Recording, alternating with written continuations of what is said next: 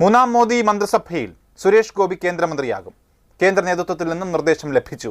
ഞായറാഴ്ച നരേന്ദ്രമോദിക്കൊപ്പം സുരേഷ് ഗോപിയും സത്യപ്രതിജ്ഞ ചെയ്യും. രണ്ടാം മന്ത്രിസഭയിലെ പലരും ഇത്തവണ മന്ത്രിസഭയിൽ ഉണ്ടാകില്ല.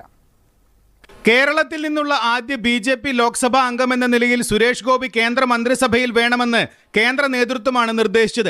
2 വർഷത്തേക്ക് സിനിമകളിൽ അഭിനയിക്കാൻ കരാർ ഒപ്പിട്ടെന്നും അതിന് കേന്ദ്രമന്ത്രി സ്ഥാനം തടസ്സമാകുമോ എന്ന ആശങ്കയും സുരേഷ് ഗോപി നേതൃത്വത്തെ അറിയിച്ചിരുന്നു.